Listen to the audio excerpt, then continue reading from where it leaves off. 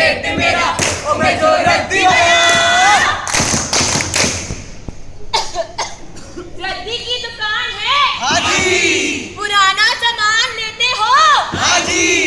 मोल तो सही लगाओगे ना भाई? हाँ जी। तो एक काम करो फिर हमें ही ले लो।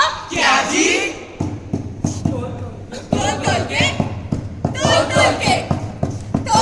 के ले लो मेरा, तोल के ले लो मेरा। क्या? प्यार बहुत है मेरे पास, पर लेने वाला कोई नहीं। बच्चों को दिया था एक बार, पर शायद पसंद नहीं आया उन्हें, छोड़ के चले गए मुझे। भले ही मोल कम लगा ले भाई, पर तू ही रख ले हमें। तोल के ले लो मेरा, तोल के ले लो मेरा। क्या? संस्कार पीढ़ियों की धरोहर है इनमें। इन्हीं संस्कारों ने समाज को बांध के रखा था, पर आज इसी समाज ने इन संस्कारों को ठुकरा दिया। तुम ही ले लो भाई। तोल के ले लो मेरा, तोल के ले लो मेरा। क्या? तजुर्बा बहुत है मुझे, 60 साल हो गए नौकरी को। अरे भाई कुछ तो सीखा ही होगा ना मैंने। 60 साल में तो सरकार भी साथ छोड़ देती है, और बच्चे तो भी। बस बहुत हो गया। सुबह से परेशान कर रखा है। यहाँ पहले ही बोनी नहीं हुई है। सुबह से ना हीटर को विदा कर पाया हूँ और ना ही किसी और सामान को। हीटर तो गर्म कर नहीं रहा, लेकिन दिमाग जरूर गर्म होता जा रहा है। तोल के ले लो, तोल के ले लो। अरे क्या तोल लूं भाई, अठन्नी का दाम नहीं है तुम्हारा। कोई खाक लेगा तुम्हें। अब जाओ यहाँ से और काम करने दो। अच्छा रद्दी वाला नहीं है तू। अगर होता ना तो पुराने चीज की कदर करता। अरे जाओ जाओ।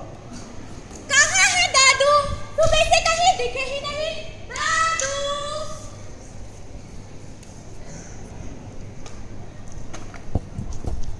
हेलो बेटा चिंटू, कैसा है रे? क्या तेरे बाप ने तुझे डांटा उसने तुझे? नहीं, तू रोना मत। तू तो मेरा राजा बेटा है ना? तू रोना मत। तू अपनी माँ का ख्याल रखना। हाँ, दादू आएंगे। अब मैं रखता हूँ, बाय। चलो साहब, 5 बज गए, चाय नाश्ते का वक्त हो गया। और हाँ, आज सब अपनी चाय पूरी पिएंगे। ओफो बाबा, अभी तक खाना नहीं खाए। 2 घंटे पहले खाना रख के गया था, अभी तक नहीं खाए। तुम्हें पता है, मेरे ना पोते का फोन आया था। ये क्या, बिना तार वाली फोन से न जाने किससे बतियाते रहते हैं। छोड़ो ये सब, हटाओ, खाना खिला देता हूँ आपको। ओफो, गंदा हो गया, साफ कर देता हूँ। अरे सोनू बेटा, ये देख। तूने कहा था ना जब मैं इसे सुलझा लूंगा तब आएगा। ये देख मैंने इसे सुलझा लिया। 5 बरस बीत गए इसे सुलझाने में। कहाँ है तू बेटा, कहाँ है? अब तो आजा। मेरा बेटा गया था कनाडा बड़ा अफसर बनने। बन गया, बहुत बड़ा बन गया। रोज फोन करता है, पूछता है माँ कोई कमी तो नहीं, कितने पैसे भिजवाऊं? पर क्या बताऊं बेटा, कमी तो सिर्फ तेरी है। कहाँ है दादू? सुबह से कहीं नहीं। आज मेरा बर्थडे है, चलो टीवी ही देख लेती हूँ। नमस्कार, समय हो रहा है ठीक 7 और आप देख रहे हैं नेहरू हाउस का सबसे मनपसंद कार्यक्रम। जी हाँ, जो कि है बस समझने की बात है। आज है वर्ल्ड एल्डर्स डे और आज हम आप सबके सामने पेश करने जा रहे हैं हमारे ही देश के बड़े बुजुर्गों का हाल बयां करती ये रिपोर्ट। क्या आप जानते हैं, हमारे देश में बड़े बुजुर्गों को पूछने वाले 33% बुजुर्गों को अपने ही औलाद के हाथों रुसवाई झेलनी पड़ती है।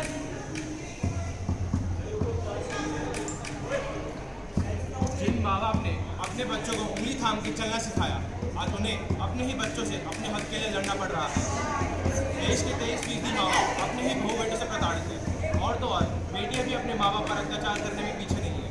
हैदराबाद, कानपुर, मदुरई तीनों जगहों में बुजुर्गों के प्रति अपराध तेजी से बढ़ रहा है। इतना ही नहीं, माँ बाप पर यौन अत्याचार के मामले में तेजी से सामने आ रहे हैं। दिल्ली की 78 वर्षीय कृष्णा दावर को उनके अपने ही बेटे ने घर से बाहर निकाल दिया। कृष्णा दावर कुछ दिनों के लिए देहरादून गई थी। जब लौट कर आई तो देखा घर अंदर से बंद था। 9 घंटे घर के बाहर रही वो, गिड़गिड़ाती रही, मिन्नतें करती रही, पर उनके बहू बेटे ने उनकी एक न सुनी। आखिर गलती क्या थी उनकी? ये कि उन्होंने अपना घर अपने बेटे के नाम करने से इनकार कर दिया था। कुछ इसी प्रकार 9 घंटे के बाद पड़ोसियों और पुलिस की सहायता से वो घर के अंदर कदम रख पाई। क्या ऐसे चुकाते हैं अपने माँ बाप के दिए हुए प्यार का कर्ज?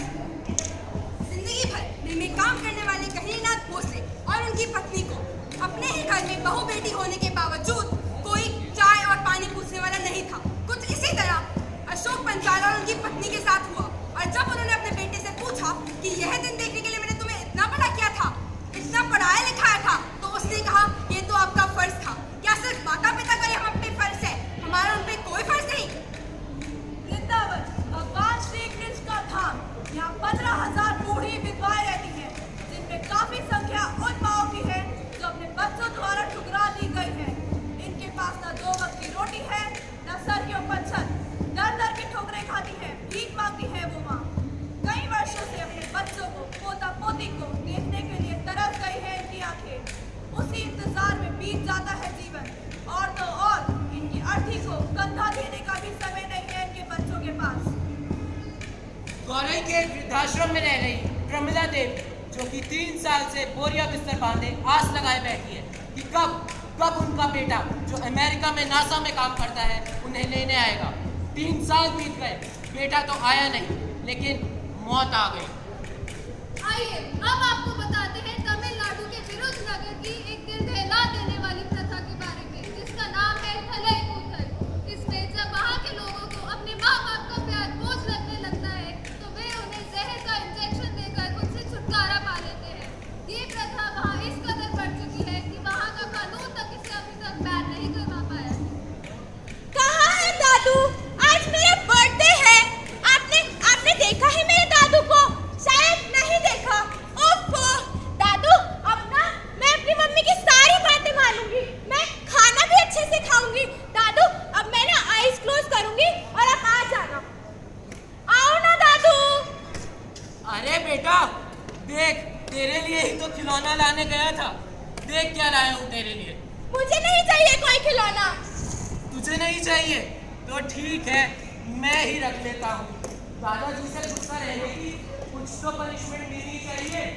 नहीं दादू, आप मुझे ही दे दो। तजुर्बा, प्यार, संस्कृति, इतना सारा प्यार।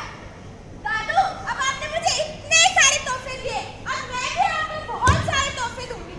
दादू यहाँ पे 3 बॉक्सेस हैं। अब आपको ये बॉल इन बॉक्सेस में डालनी है और हर बॉक्स में से आपको बहुत सारे गिफ्ट मिलेंगे।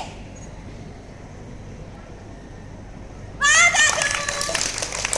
बच्चे बड़े होते होते ये भूल जाते हैं कि उनके माँ बाप भी बड़े हो रहे हैं। बस समझने की बात है।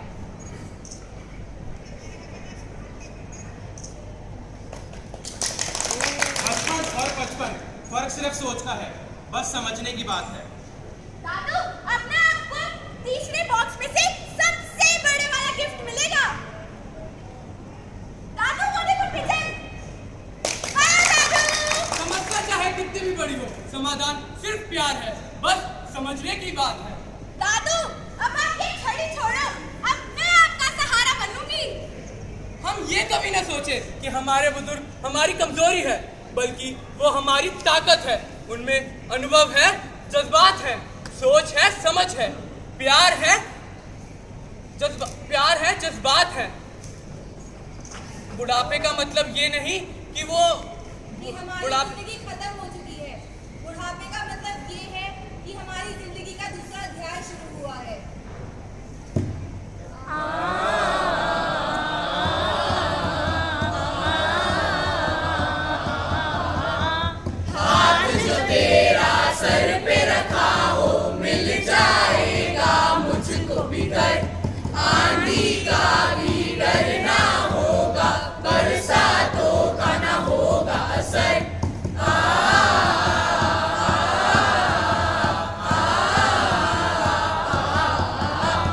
पाल पोस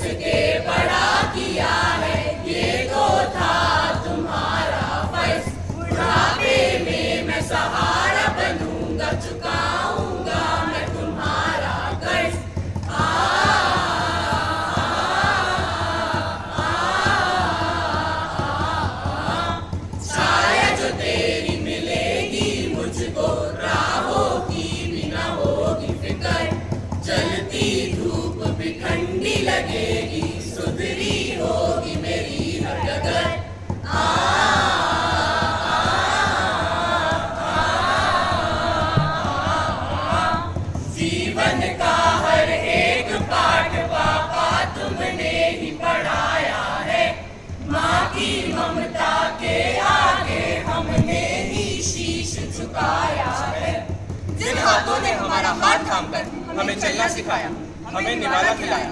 उन हाथों की लकीरों में हमें उनका नहीं बल्कि हमारा भविष्य दिखना चाहिए। और जब वो हाथ आशीर्वाद के रूप में हमारे सर पर आएंगे, तभी हमारा भविष्य उज्जवल हो पाएगा, खुशियों से भर जाएगा और उनके लिए कुछ किया भी जाएगा। सारा